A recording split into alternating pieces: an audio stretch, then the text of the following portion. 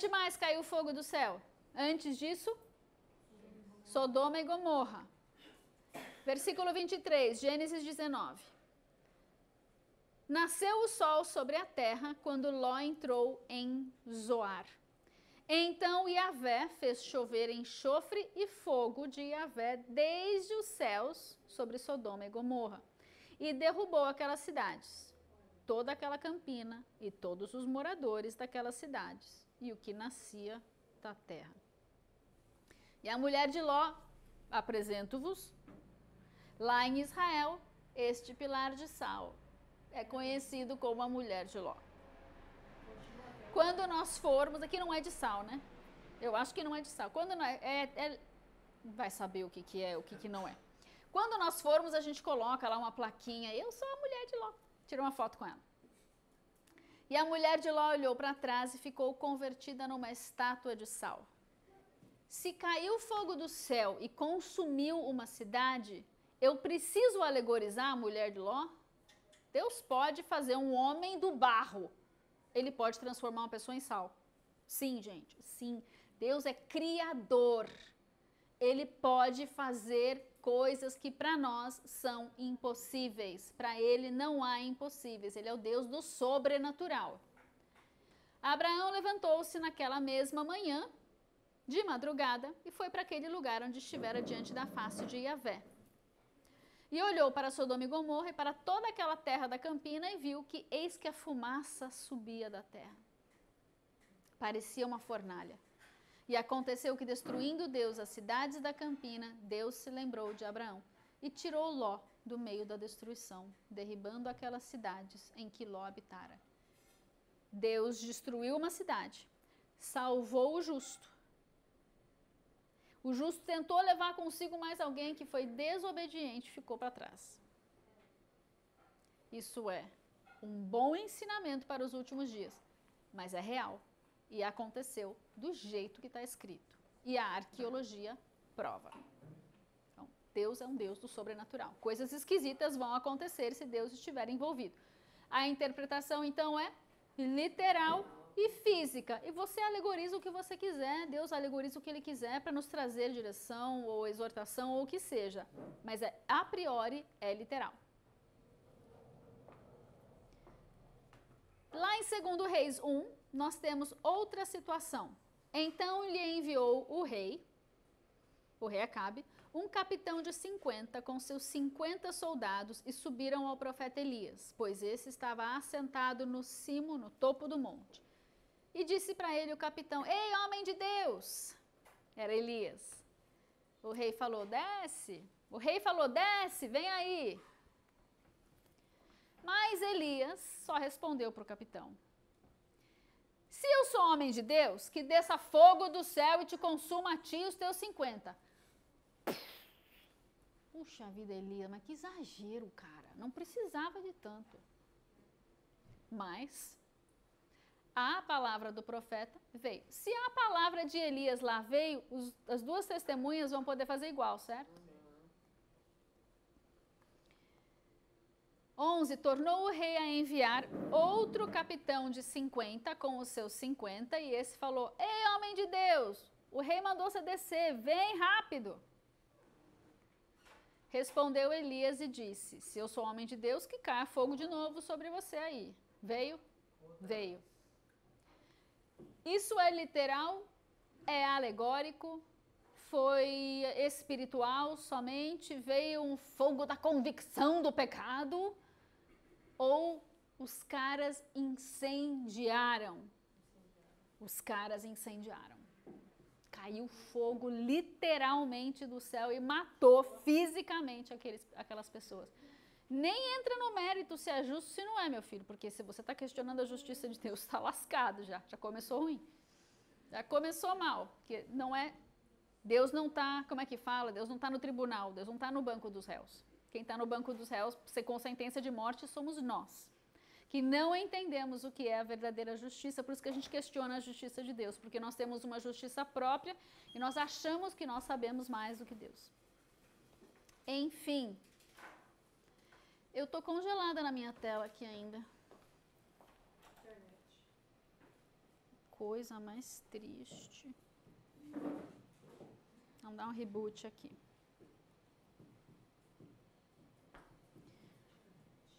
Vamos agora ao que os discípulos entendiam a respeito dessas situações que aconteciam no Antigo Testamento.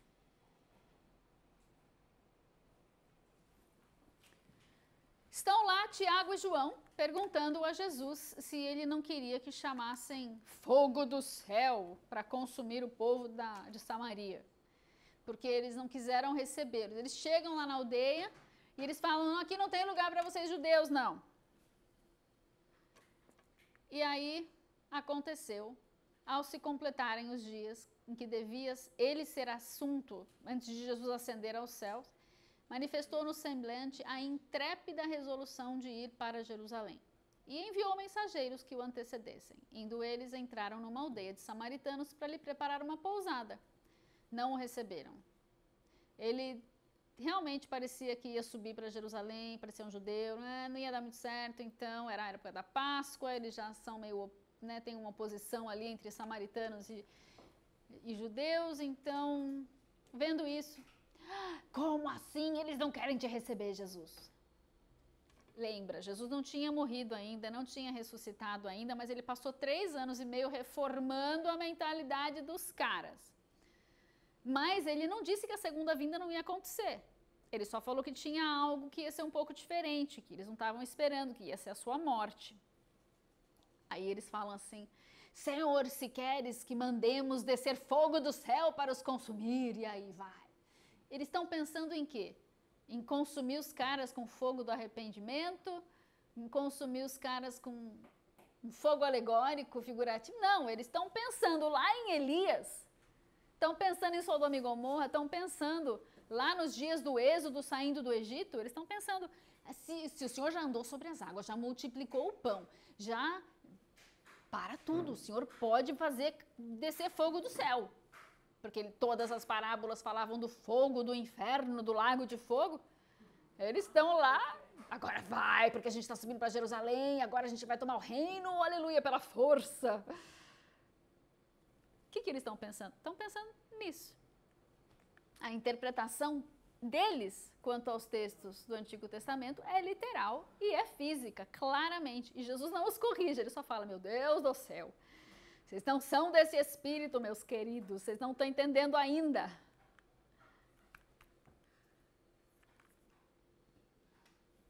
Apocalipse 20. Lá no fim do milênio a gente tem uma situação parecida. Quando, porém, se completarem os 1000 anos, Satanás será solto da sua prisão. Sim, ele vai ser preso, porque ele é uma coisa real. Existe uma prisão que pode prender um anjo caído desse porte. 1000 anos vão acontecer, porque 70 anos aconteceram, 70 semanas de anos aconteceram, 40 anos aconteceram, então 7 anos vão acontecer e 1000 anos vão acontecer ali, ó, na folhinha. E ele vai ficar preso por 1000 anos, mas no fim dos 1000 anos ele vai ser solto. E ele sairá para seduzir as nações que há nos 4 cantos da terra, Gog e Magog, a fim de reuni-las para a peleja. Ele reúne para a peleja, só reúne. O número dessas é como a areia do mar. Então imagina que ele tem um pouquíssimo tempo, depois de 1000 anos ele sai, percorre uma terra gloriosa, maravilhosa, restaurada, um milênio assim, uau! Imagina top da glória de Deus, com um monte de gente glorificada andando pela terra. E trabalhando pela terra e ministrando na terra. Mas tem aqueles resistentes que não receberam a marca da besta e também não se converteram antes da segunda vinda. Sobreviveram. Não foram mortos por Jesus porque não tinham a marca da besta. Sobreviveram a tudo de selos, de trombetas e de bacias, escondidos em algum lugar. E passaram um milênio aqui com Deus. Tipo um jardim do Éden.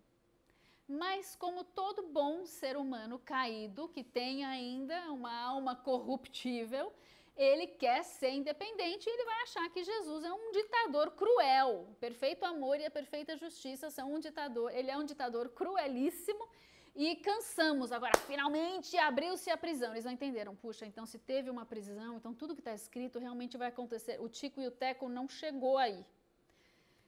E ele vai convencer uma grande multidão como a areia do mar. E eles vão marchar pela superfície da terra e vão sitiar Jerusalém, o acampamento dos santos, a cidade querida, que desceu do céu. O que vai acontecer com eles? Vai ter guerra, vai ter peleja, vai ter batalha?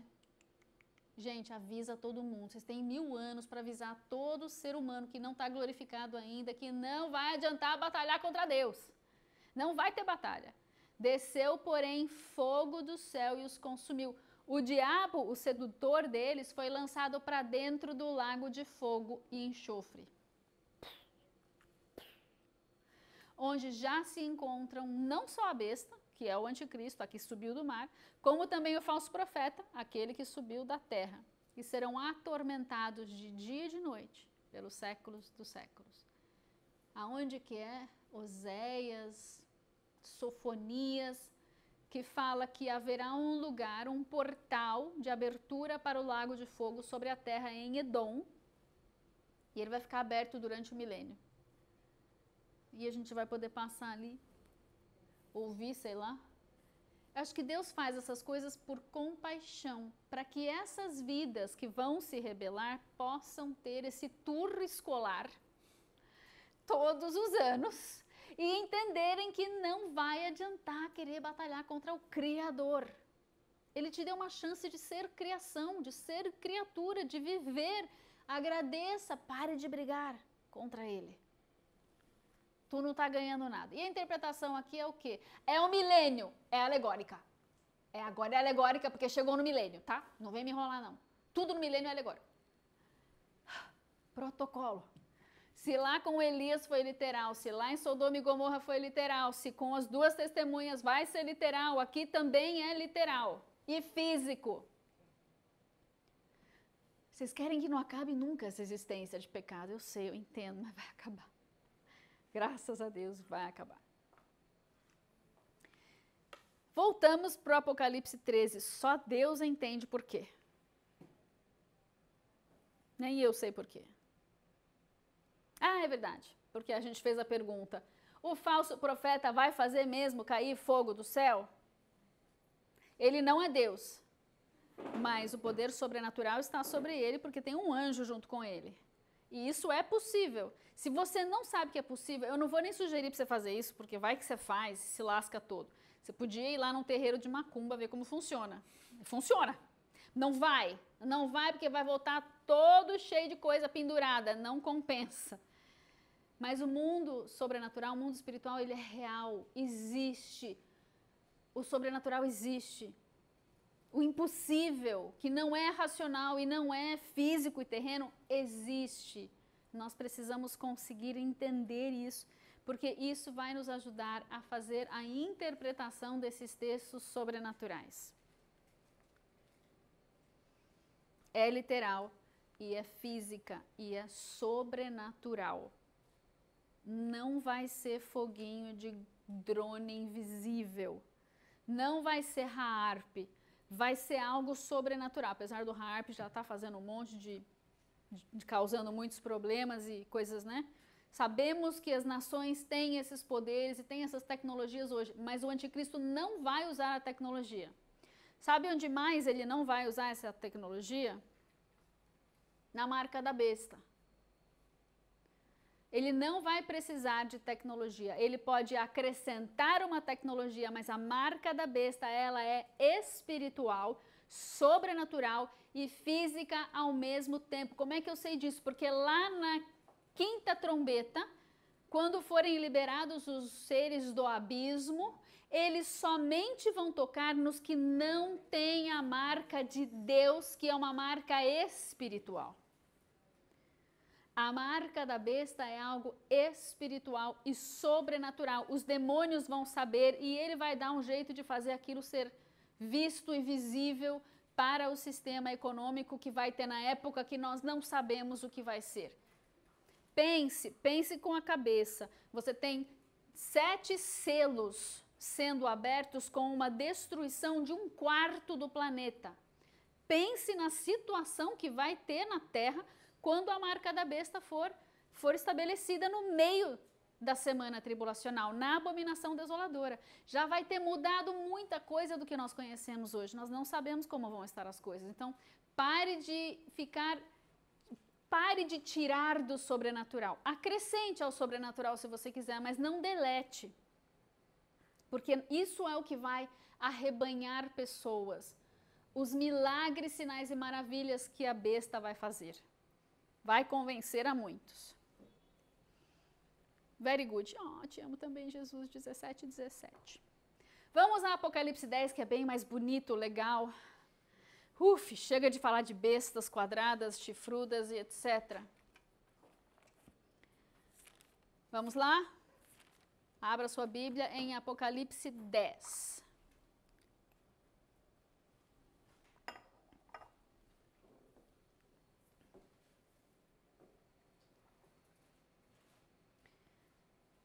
Vi outro anjo forte descendo do céu. Primeiro, é um anjo, é forte, não está na terra, mas está descendo do céu. Qual é o aspecto dele? Ele está envolto numa nuvem, fashion. Ele tem um arco-íris por cima da sua cabeça, ou um arco. É o mesmo que João vê naquele que está sentado no trono, lá no capítulo 4, que é de esmeralda, as cores, né? É daí que vem a auréola, tá? A auréola nas pinturas da Renascença, eles vêm desse texto aqui.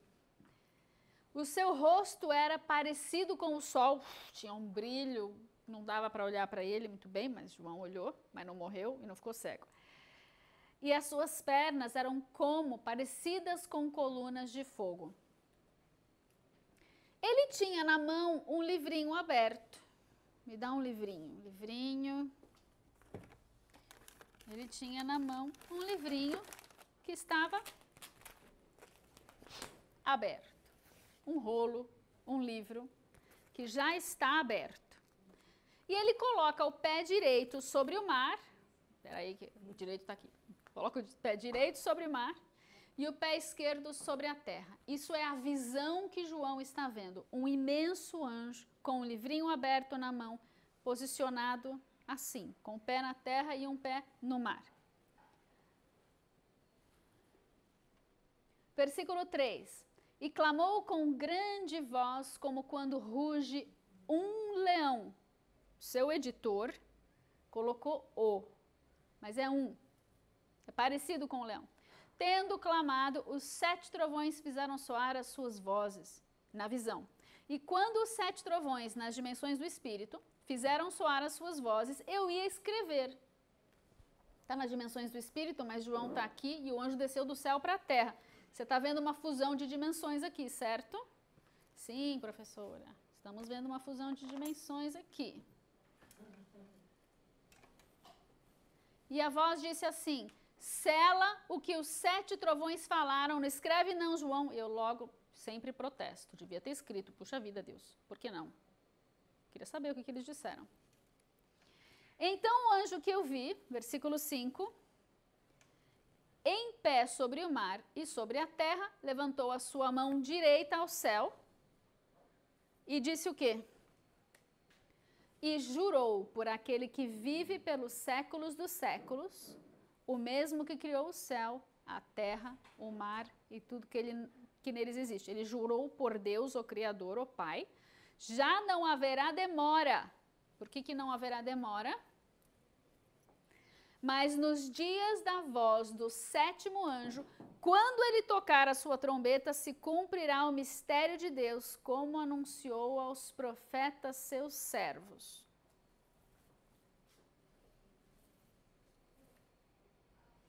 Versículo 8. Então a voz que eu do céu tinha ouvido tornou a falar comigo e disse: vai, João. Tá vendo esse anjo gigante aí, que desceu do céu, com toda essa glória, com o livrinho lá? Chega nele, chega junto lá e pede o livrinho.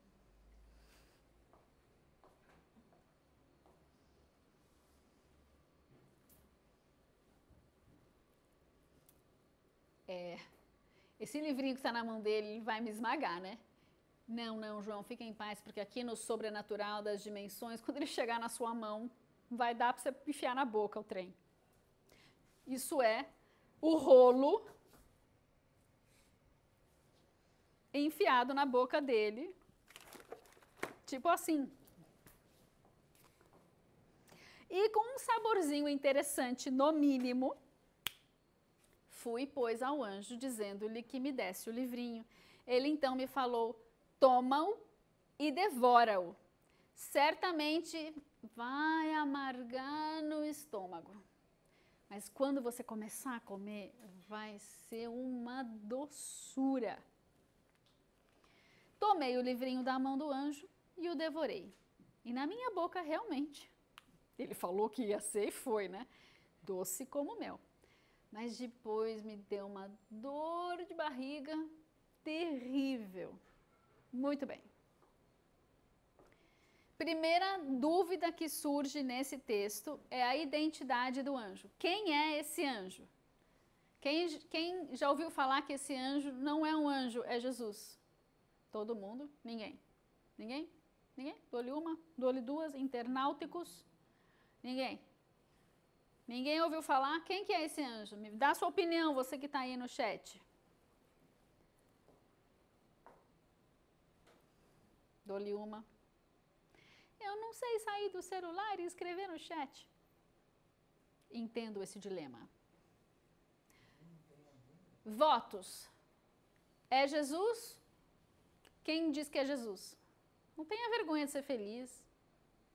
Quem diz que é um anjo? Temos mais votos para os anjos do que para Jesus, mas eu sei que tem alguns aqui que creem que é Jesus, não tem problema nenhum, pode ser que seja Jesus mesmo. Na minha opinião, é um anjo, mas pode ser Jesus. Dos comentaristas dizem que é Jesus. Enfim, eu posso discordar deles sem medo de ser feliz. Minha salvação não depende da identidade desse anjo. Pessoa, ser. Fica difícil chamar de anjo se for Jesus, mas tudo bem. Se Jesus já está falando com João em Apocalipse inteiro, por que Jesus ia aparecer no meio da visão? Gostei dessa pergunta. Se Jesus já está falando com João no Apocalipse todo, apareceu lá no primeiro capítulo, conversou com ele e João não teve problema de saber quem é, porque aqui ele chamou de anjo. Mas aí teve uma hora lá na frente que João adora o anjo, e aí vem a pergunta, mas será que ele não confundiu? E aí, será que você não confundiu aqui no 19? Será que ele não confundiu lá atrás no 10 também? São muitas as emoções. Aonde mais na Bíblia eu me deparo com uma cena parecida com essa? Que bonito, a resposta no Velho Testamento. Mas não lembrou o endereço. Vamos lá, tinha lá um profeta, Exatamente, Ezequiel. E tinha um anjo que também jurou, só que ele levantou as duas mãos. Em vez de estar na terra e no mar, ele estava só nas águas de um rio. E aí, então, quem que é que está tendo a visão mesmo? Não, a visão é Daniel. Tem duas, né? Tem duas. Vamos primeiro em Daniel, porque Apocalipse 10, Daniel 10, tá tudo ali no time do 10, do camisa 10. Então, vamos lá. Vamos ver a história desse homem vestido de linho que está lá em Daniel, capítulo 10. Todo mundo pronto? Então, vamos. Deixa eu ver se eu quero ler alguma coisa antes.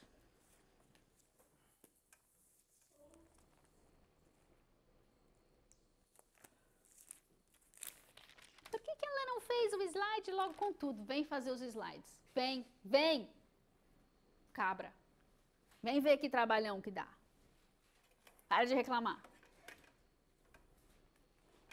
Capítulo 10 de Daniel, versículo 2. Naqueles dias eu, Daniel, estive triste por 3 semanas, 21 dias. Manjar desejável não comi, nem carne, nem vinho entraram na minha boca, nem ungi com unguento, até que se cumpriram as 3 semanas. E no 24º dia do primeiro mês, eu estava às margens do grande rio Tigre, E levantei os olhos, e olhei, e vi um homem.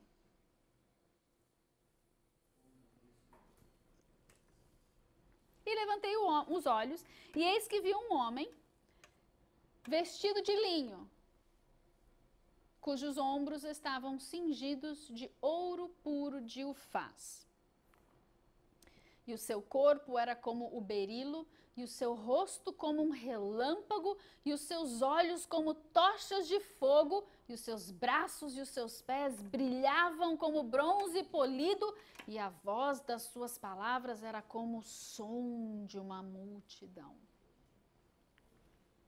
Agora, eu preciso entender aqui. É Jesus? É uma teofania? Ou é um master anjo? Porque tem master anjo assim. Dou-lhe uma, dou-lhe duas. É literal e espiritual? É alegórico? Vamos primeiro na interpretação aqui, no modus da interpretação. Primeiro que o profeta está dentro da visão, ele está ali, de repente tem uma fusão, ele tem uma visão aberta, e ele vê esse ser, que é um homem vestido de linho. Ele está parecido com aquele outro lá, tá com uma glória, está parecido com o que João viu, né? Os pés brilhavam como bronze. Aí o pessoal fala, não, mas os olhos estão com tocha de fogo, pode ser Jesus? Pode ser Jesus. Seu corpo como berilo, o relâmpago, ele tem aspecto mesmo de Jesus lá na visão do capítulo 1 de Apocalipse. Vamos seguir? E eu tenho uma pergunta aqui que é crucial na nossa interpretação, não é uma caixa que eu fechei, eu não fechei essa caixa ainda. Mas aqui no capítulo 10, a gente não sabe se ele está vendo essa visão e depois vai mudar e ele vai encontrar com outra pessoa, ou se é esse mesmo que está falando com ele, tá bom? Versículo. Oi? Tem alguém aí? Versículo 12, que eu pulei? Pulei muito, né? Deixa eu voltar então. Vamos ler aqui. Só eu, versículo 7. Só eu, Daniel, tive aquela visão. Os homens que estavam comigo nada viram, mas caiu sobre eles um grande temor, eles fugiram para se esconder. Então, veio um sobrenatural, a presença, alguma coisa aconteceu ali, eles sentiram que alguma coisa diferente estava acontecendo e Daniel viu o que estava acontecendo. Fiquei eu sozinho, porque fugiu todo mundo e aquilo me esvaiu as forças. Eu fiquei, tipo, desmaiado ali. Vocês estão querendo enxergar o que está ali, né? Ah, eu não cheguei lá ainda, vou chegar lá. Eu fiquei com a minha feição, ficou desfigurada, não tive força para nada, tipo, desmaiei, quase, desfalecido ali. Versículo 9, contudo, ouvi a voz das suas palavras, e ouvindo a voz das suas palavras, eu caí com o rosto em terra profundamente adormecido. Então, ele está ouvindo a mesma voz daquele que ele viu, eu acho. Vocês acham também? Ele teve a visão do resplandecente, aí ele ouviu a voz. Parece assim para vocês? Vocês não estão nem me acompanhando, vocês não estão nem me ouvindo, né? Oh, aleluia. Aí, versículo 10. Aqui que a gente não sabe se é a mesma pessoa ou não. Certa mão me tocou. Foi o certa mão daquele brilhoso ou foi certa mão de outro? Certa mão me tocou e fez com que me levantasse tremendo sobre os meus joelhos e sobre as palmas da minha mão. Tá de gatinho. 11, ele disse assim, ele quem? Quem que falou com ele, o que tocou nele, ou o brilhoso, ou são a mesma pessoa? Eu acho que é a mesma pessoa. Ele disse assim, Daniel, homem muito amado, atende às palavras que te vou dizer, levanta-te sobre os teus pés, porque te fui enviado. Quem foi enviado não é Jesus. Não. Quem está falando com Daniel agora, seja aquele ou seja outro, é um anjo. Agora é um anjo. Ao falar ele comigo esta palavra, pus-me em pé, tremendo. 12. Então me disse, quem que me disse? Esse que falou que foi enviado. Não temas, Daniel, porque desde o primeiro dia em que aplicaste o teu coração a compreender e a humilhar-te perante o teu Deus, são ouvidas as tuas palavras. E eu vim por causa das tuas palavras. A tua intercessão move algo no céu. Se a tua intercessão está em cooperação, está cooperando com o Espírito Santo, espere resultados, ainda que demore 3 semanas, 3 meses, 3 anos. Espere. Você se dispôs e eu vim, tá, Daniel? Eu ouvi as tuas palavras e eu vim. Mas o príncipe do reino da Pérsia me resistiu por 21 dias. Então Miguel, um dos primeiros príncipes, veio me ajudar e eu fiquei ali com ele, com os reis da Pérsia. Agora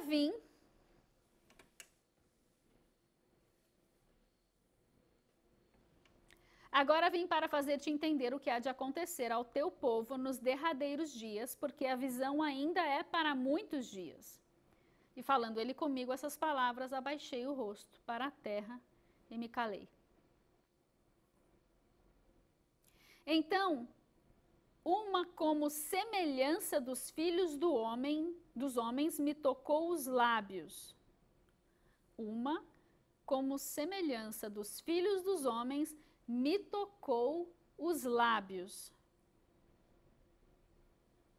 E abri a boca e disse àquele que estava diante de mim: Senhor meu, por causa da visão sobrevieram-me dores e não me restou, dá um jeito aqui que o meu corpo não está aguentando com tanta glória, por favor. Como pode o servo deste meu senhor falar com aquele meu senhor? Já não resta força em mim. Para tudo agora. Olha aqui as duas pessoas do texto. Como pode, Daniel está falando assim, como é que pode o servo desse meu senhor falar com aquele meu senhor? Aonde você está? No 17. Tá vendo que tem duas pessoas aqui? Daniel está falando com, ele está vendo duas coisas. Provavelmente foi Jesus que apareceu daquela forma gloriosa, e outro foi o anjo enviado, que provavelmente é Gabriel, que Daniel vai chamar ele de Gabriel em outro texto. Como é que pode o servo deste meu senhor falar com aquele meu senhor? I don't know. Já não resta força em mim e não ficou em mim fôlego.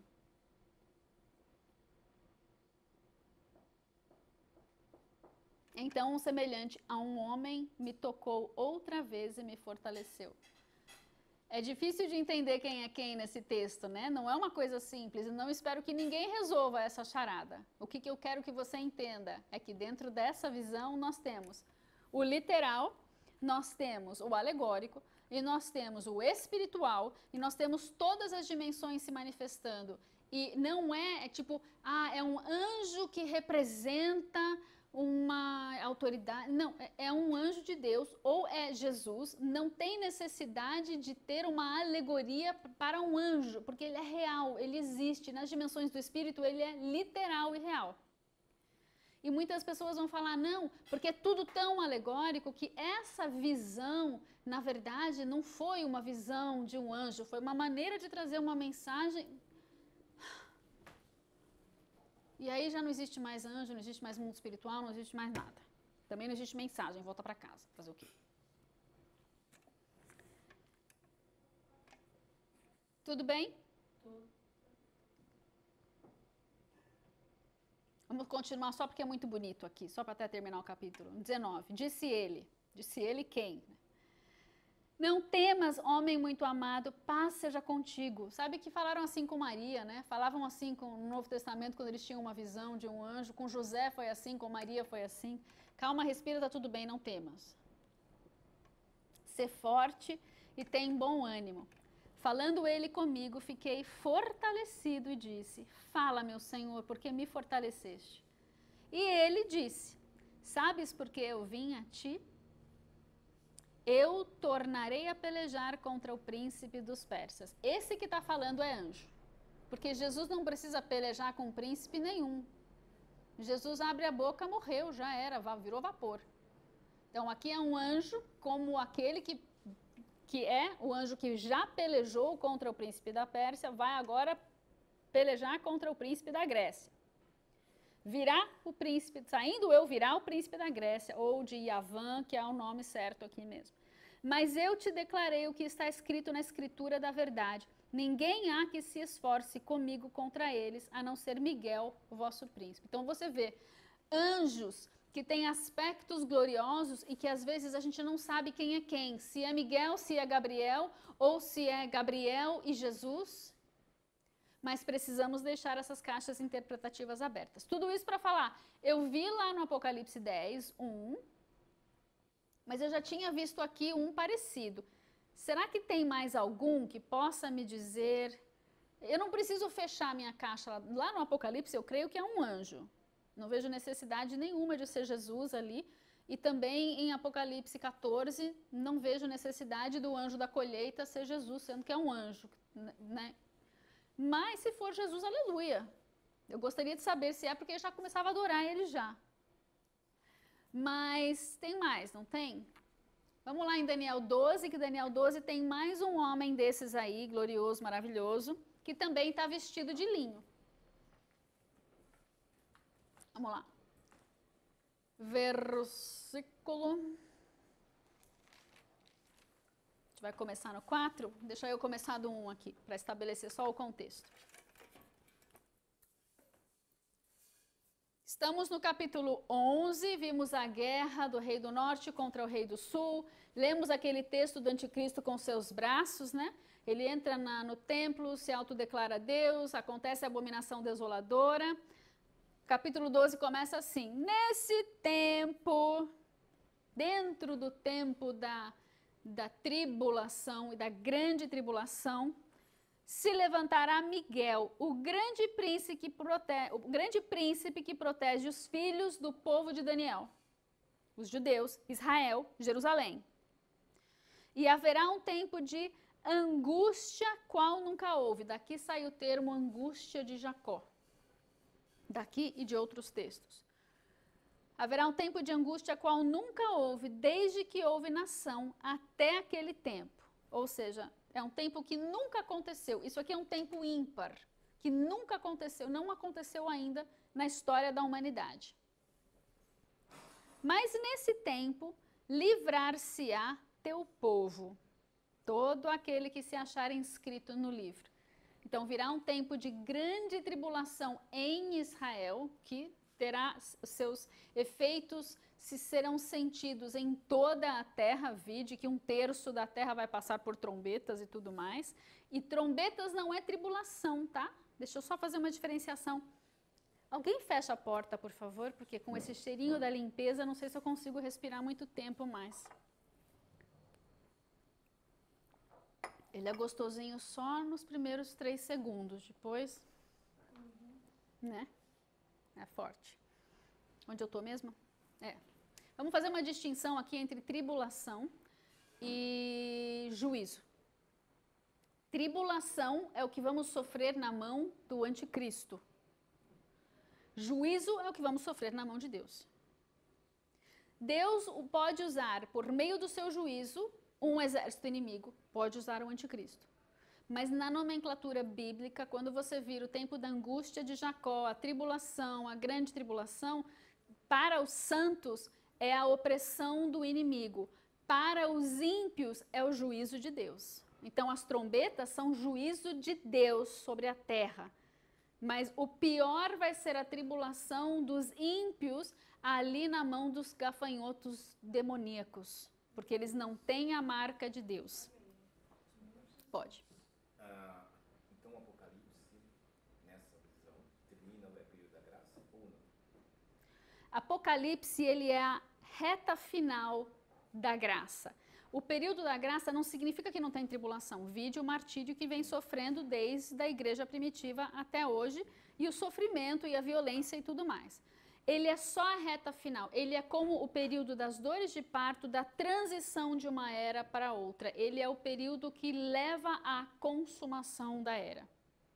E dentro desse período de 7 anos, nós temos as duas coisas, tribulação e juízo. muitas vezes se mesclam, porque Deus usa os impérios terrenos para trazer o juízo, ele usa os exércitos para trazer o juízo. Mas tem quem tem uma marca, tem quem tem outra marca. Tem os que estão no Gósen, sendo protegidos de alguma maneira aqui na terra, como estiveram no Egito, e tem os que não têm, tem uma outra marca e está vindo todas aquelas pragas sobre eles. E tem um momento em que chove sobre todos, bons e maus, santos e ímpios. Que provavelmente eu imagino seja o período dos selos, que seriam como as primeiras 3 pragas do Egito. Tem terremoto, tem terremoto. Terremoto é que nem furacão, né? Furacão é uma coisa esquisita, porque ele pula. Então ele pode ter um bairro inteiro destruído e uma casinha que ele pulou. Eu creio que assim vai ser a proteção de Deus para os santos na terra no tempo das trombetas. Todos vão sobreviver? Não, porque você está num prédio que vai cair, ali tem santo, tem ímpio, tem tudo. Mas nós temos também a voz do Espírito Santo e a graça de Deus para ouvir o Espírito Santo, tipo, sai daí agora, senão já era, mas se não sair também, chegou mais rápido no destino final, que é a Nova Jerusalém. Eu sei que é diferente essa visão, mas a gente precisa começar a entrar dentro do texto, parar de alegorizar e inventar muita coisa e ficar no texto, para que a gente possa, de fato, estar preparados para o pior. Não aconteceu, é lucro. Não aconteceu, é lucro. Subiu antes é lucro. É bom estar preparado. Vamos lá, então, angústia de Jacó. Mas nesse tempo livrar-se-á o teu povo, a salvação de Israel está chegando nesse tempo da angústia de Jacó, no finzinho da grande tribulação. E quem que vai ser salvo? Todo Israel que está inscrito no livro da vida. Não tem salvação sem Jesus. Preciso ser bem enfática nisso. Não importa se você é grego, troiano, judeu, muçulmano, o que for. Sem Jesus, não tem salvação para ninguém. Tem de vez em quando uma proteçãozinha extra aqui na terra, nanana. Morreu, lascou. Escolha antes de morrer. Escolha antes de morrer. Versículo 2. Olha ele entrando na ressurreição aqui. Muitos dos que dormem no pó da terra ressurgirão, uns para a vida eterna e outros para a vergonha e o desprezo eterno. Todo mundo vai ressuscitar, em algum momento. A eternidade é para todos. Depende só a sua escolha de onde você vai passar essa eternidade. Os que forem sábios resplandecerão como o fulgor do firmamento, e os que a muitos ensinam a justiça refulgirão como as estrelas sempre e eternamente. Tu, porém, Daniel, encerra as palavras e sela o livro até o tempo do fim. Encerra as palavras, escreve, termina de escrever, bota um selo nesse livro, essa revelação é para o fim. Você não vai ver e você também não vai entender. Não é tempo ainda. Muitos o esquadrinharão e o saber se multiplicará. E aqui tem um escopo, né, de interpretações. Ele está falando no contexto do tempo do fim. Quem que vai conhecer esse tempo do fim? Quem estudar. E o conhecimento das coisas do escatos, da escatologia, já está se multiplicando agora nesses tempos do fim. E o conhecimento também aumentaria, e né, a internet ajuda, né, mas isso é uma outra dimensão do que está escrito aqui, um pouco mais extrapolada. De fato, ele está falando do conhecimento das coisas de Deus e das coisas do fim. Então eu, Daniel, eu olhei, e eis que estavam em pé outros dois. Então aquele era anjo também, e esses aqui são outros dois, um de um lado do rio e outro do outro lado. Vamos ver se lembra aquele de Apocalipse 10. Um deles disse ao homem vestido de linho que estava sobre as águas do rio: quando se cumprirão essas maravilhas?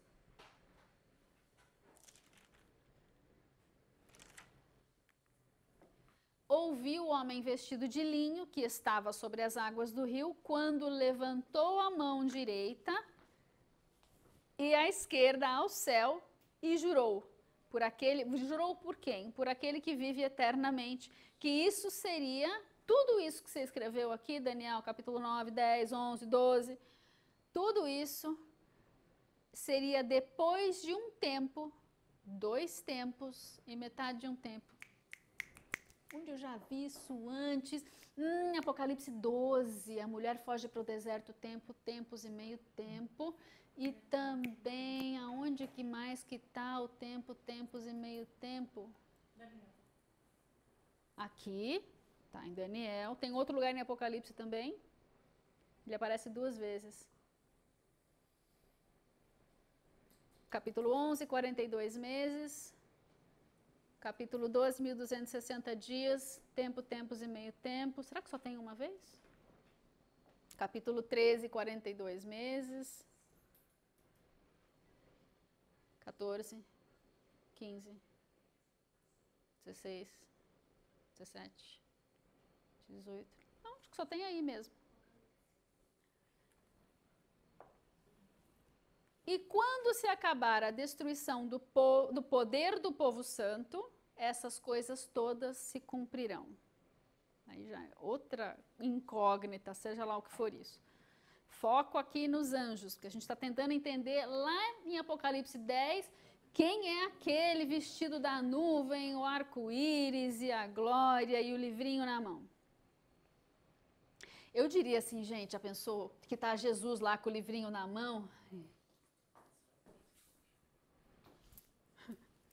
Não, né, porque ele mal conseguiu falar e ficar de pé, mas enfim. Essa interpretação aqui, desse homem vestido de linho que está no meio do rio, tem um em cada margem, né, e tem um ali no meio. Ela é alegórica? Então, João realmente viu mensageiros, estava conversando com um deles, ele conversa com esses caras, com esses anjos, então é uma interpretação literal e espiritual, que nem todo mundo viu. Ele teve uma visão aberta de uma fusão de dimensões ali no Rio Tigre, onde ele estava. Aquele era do Rio Tigre, né? Esse daqui já nem sei onde que ele está. Agora vamos lá no Ezequiel. Ezequiel capítulo 3, versículo 1. Ainda me disse, Jesus está falando com... Aqui é Jesus mesmo falando com Ezequiel. Espetacular. Filho do homem, e é Jesus que é o filho do homem, vai chamar Ezequiel de filho do homem. O filho do homem, come o que achares, come esse rolo, vai e fala à casa de Israel. Eu abri a boca, né, e eu obedeci. Comi o rolo. Que era uma palavra do juízo, aqui em Ezequiel, terrível mesmo. Ele me disse, filho do homem, dá de comer ao teu ventre e enche as tuas entranhas desse rolo que eu te dou. Eu comi, na minha boca era doce como mel. Será que Ezequiel está tendo a mesma experiência que João? Sim. Pode ser, não vou falar que sim categoricamente, mas pode ser, porque Deus não está preso no tempo. Ele pode pegar Ezequiel lá no tempo dele, no ano que ele passou por isso, fazer ele atravessar os tempos e ir no momento desse rolo aí que precisava ser comido, seja lá o que for. E ele pode fazer a mesma coisa com João, séculos depois, de boa, porque Deus pode fazer o que ele quiser nesse âmbito. Isso é literal e espiritual e também é alegórico, porque ele comeu o rolo nas dimensões do espírito, não na dimensão física. E o rolo tem um significado da palavra do juízo, que é doce ao paladar, porque é a palavra de Deus, mas que vai embrulhar o estômago porque vai ser muito difícil. São tempos muito difíceis. Agora, como é que eu sei, você está me perguntando, né? Como é que eu sei que é Jesus que está falando com Ezequiel? Você precisa ler Ezequiel todo. Roubaram Ezequiel da minha Bíblia. Você tem que ler Ezequiel desde o começo. Porque aqui no Rio Quebar, Ezequiel, ele começa a ter visões e ele vê os 4 seres viventes, que aqui não são 4 seres viventes, eles são aqui os querubins, se não me engano, que no capítulo 10, eu acho que ele fala que são os querubins. E ele vê lá com asas e tudo ao redor do trono, mas o trono que Ezequiel vê é um pouquinho diferente do trono que Isaías vê. Isaías vê os serafins, e os serafins estão acima do trono. Em Apocalipse, João vê os 4 seres viventes que estão ao redor e no centro. E aqui em Ezequiel, tanto aqui no capítulo 1 como no capítulo 10, Ezequiel vê os querubins que estão ao redor e abaixo, como se eles fossem a carruagem do trono, e eles têm nos pés aquelas rodas e tudo, e ele passeia pela terra num trono turbinado por querubins. Por quê? Porque apesar de Jesus ser Deus, do momento em que ele assumiu o seu corpo terreno, morreu e ressuscitou, algo mudou. E eu não entendo bem o que mudou, e eu nem vou me habilitar a desenvolver o tema muito, mas ele usa esse trono, e ele pode ser trasladado, atravessar coisas e etc., mas alguma coisa mudou. Eu não sei explicar isso, não entendo isso muito bem, mas ele vai usar esse trono no milênio. É como se Ezequiel visse o trono do milênio. Como se Isaías visse um trono, sei lá, agora. E não sei o que João viu, mas ele viu alguma coisa diferente em termos dos seres viventes que estão ao redor do trono. Só para colocar no teu radar que existem diferentes dimensões, e às vezes a gente não pode falar, não, é só querubim, não, porque tem um texto que fala de querubim, um que fala de serafim, um que fala de 4 seres viventes, eles estão em lugares diferentes e talvez estejam todos o tempo todo, sei lá, para esconder Deus que está sentado no trono dos homens para que eles não morram, não sei. Mas só para você saber, a Bíblia ela tem muitas nuances e dimensões de revelação, justamente para a gente continuar explorando, continuar buscando. Não tem fim a glória do nosso Deus. É espetacular, glorioso, majestoso, maravilhoso, tremendo. Não tem palavras suficientes para descrever quão glorioso ele é. Enfim, por que é importante esse rolo aqui? Eu quero trazer a tua atenção para um negócio que nem está aqui, mas eu quero lembrar. Quando a gente fala que o Apocalipse, ele contém 3 ais, né? E aonde que eu vou achar isso no Antigo Testamento? Bem, aqui em Ezequiel é um desses lugares. Ali no capítulo 2, abre aí que eu não tenho slide. No versículo 9, 2:9, Ezequiel 2:9. Olhei, vi uma mão que se estendia para mim. Ele não viu quem, mas ele viu uma mão que se estendia para ele com um rolo. Nessa mão tinha um rolo. É o iniciozinho antes de chegar no capítulo 3 que a gente leu. Versículo 10. Estendeu-o diante de mim e ele estava escrito por dentro e por fora. Onde mais a gente vê um rolo que está escrito por dentro e por fora? O rolo do capítulo 5 e 6 de Apocalipse. O rolo que é selado com 7 selos, está escrito por dentro e por fora. O único outro lugar que nós o vemos nas Escrituras é aqui, em Ezequiel, capítulo 2, versículo 10. Olha o que tem escrito nesse rolo. Lamentações, suspiros e ais. Que rolo é esse que fez amargar o ventre de Ezequiel? O rolo que está na mão do Pai, e só vai sair da mão do Pai quando Jesus o tirar para abrir os selos. Mas, de alguma maneira que só Deus explica, tanto João como Ezequiel deram uma bisoiada no rolo. Eles não puderam abrir os selos, mas eles viram o rolo e eles puderam trazer revelação e informação para nós a respeito desse rolo, que está escrito por dentro e por fora, que ele tem suspiros, lamentações e ais, e João viu o que estava escrito, porque ele relata para nós o que significam os 7 selos, as trombetas e as bacias da fúria. E é tudo, e é realmente lamentação, suspiro e 3 ais.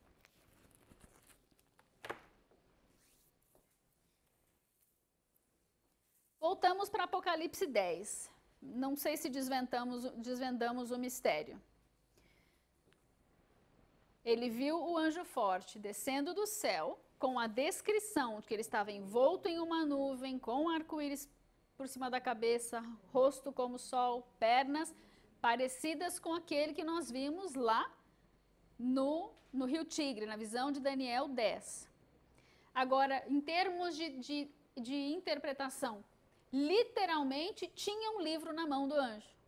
Literalmente, João foi lá e pegou aquele livro literal e tirou da mão do anjo e literalmente, na dimensão do espírito, ele comeu aquele livro.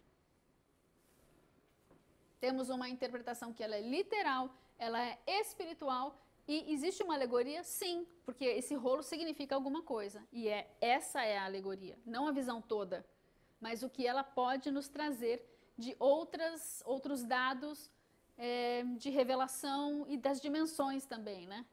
Então aqui, o que muita gente pergunta, o que é esse pé que ele coloca um sobre o mar e o outro sobre a terra? Lá na visão de Daniel 10, ele está na água. Depois ele vê um na água e um em cada margem. Significa alguma coisa que ele está nas águas do rio? Além de que ele não afunda, ele desafia as leis da física?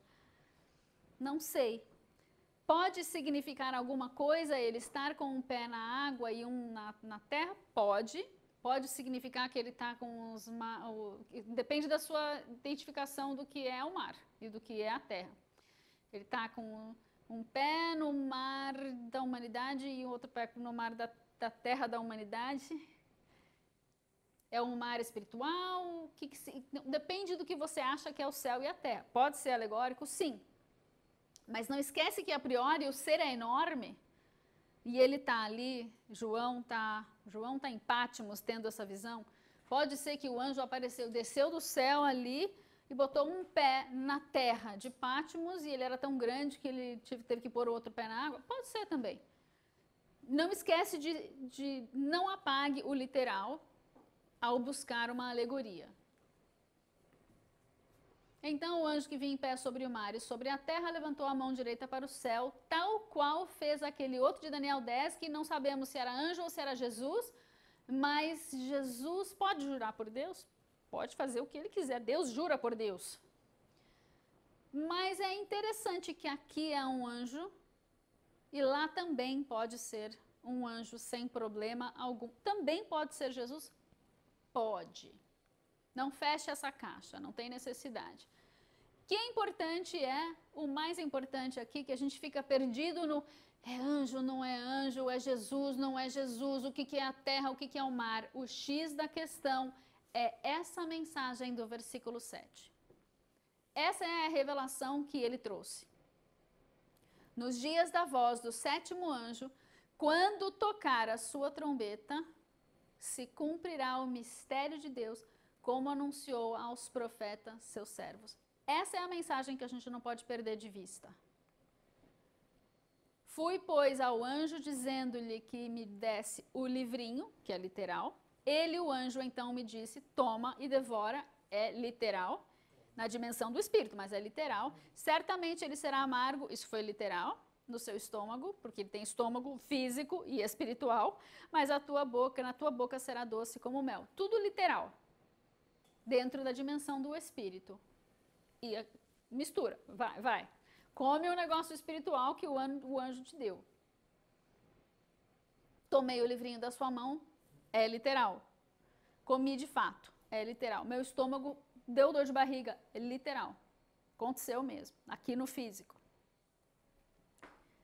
Alright, só porque eu falei disso, eu quero ler, porque eu falei o mais importante aqui é esse versículo 7. O que está acontecendo nessa voz do sétimo anjo, na voz da trombeta do último anjo? Vamos ler? Porque é glorioso? Um silêncio no céu. Não, você está confundindo. Não é o sétimo selo, é a sétima trombeta. Porque Apocalipse 10, ele já está chegando na última trombeta. Ele está entre o fim da sexta e o início da sétima. Apocalipse 11, versículo 15.